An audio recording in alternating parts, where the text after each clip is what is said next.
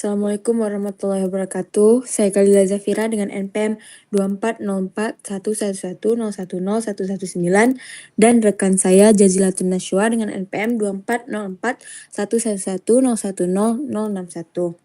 Jadi kami akan menjelaskan program Python yang digunakan untuk melakukan proses sorting data serta menampilkan tahapan-tahapan pengurutan secara visual. Jadi program ini tuh dibuat untuk menentukan dan menampilkan visualisasi algoritma quicksort berdasarkan 2 NPM dengan NPM kami. Menentukan jenis algoritma dilakukan secara otomatis dengan melihat digit terakhir NPM. Karena kedua NPM kami ini berakhir angka ganjil, maka algoritma yang digunakan adalah quicksort. Jadi bagian ini nih berfungsi untuk menentukan jenis algoritma sorting yang digunakan berdasarkan digit terakhir NPM. Program membentuk input NPM dari pengguna, kemudian mengambil digit terakhir. Jika digit tersebut genap, maka algoritma yang dipilih adalah merge sort. Sedangkan jika ganjil, maka algoritma yang digunakan adalah quicksort.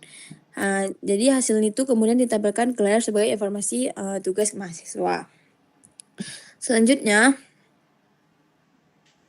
pada bagian ini, program digunakan untuk menentukan jenis algoritma sorting untuk lebih dari satu NPM. Setiap NPM dalam daftar diproses secara terpisah, tetapi menggunakan aturan yang sama, yaitu berdasarkan digit terakhir NPM. Tujuan bagian ini adalah memastikan bahwa setiap mahasiswa itu tetap memiliki identitas tugas masing-masing meskipun algoritma yang digunakan itu sama.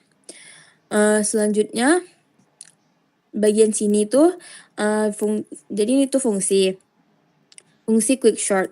Ini tuh merupakan inti dari algoritma quicksort yang bekerja secara rekursif.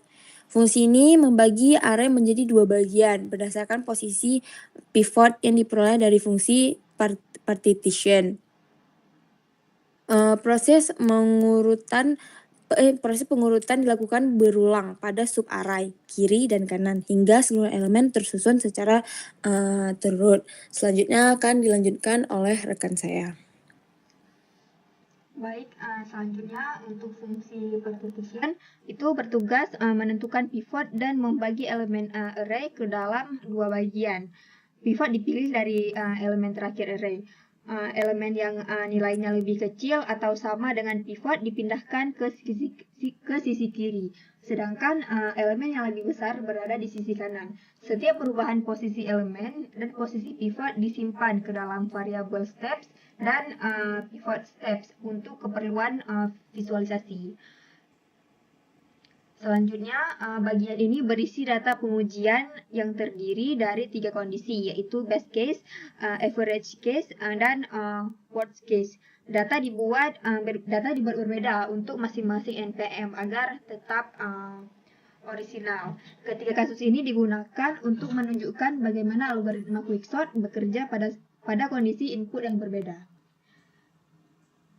Selanjutnya, pada bagian ini, program menjalankan proses quicksort untuk setiap NPM dan setiap jenis kasus. Array awal disalin agar data asli tidak terubah. Kemudian seluruh langkah pengurutan disimpan untuk kemudian divisualisasikan, serta ditampilkan array akhir dan jumlah langkah yang terjadi selama proses sorting. Kemudian untuk bagian terakhir, program menampilkan visualisasi quicksort menggunakan animasi bar chart dan matplotlib, yang dimana setiap elemen array digambarkan sebagai batang vertikal. Warna merah menandakan posisi pivot, sedangkan warna biru menunjukkan elemen lainnya. Kemudian animasi ini membantu memahami proses quicksort serta visual dari setiap langkah perubahan array. Baik, ini untuk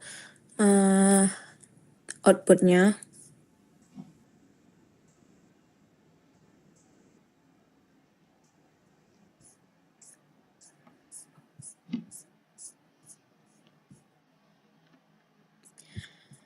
Baik, sekian dari kami. Mohon maaf jika ada kesalahan. Assalamualaikum warahmatullahi wabarakatuh.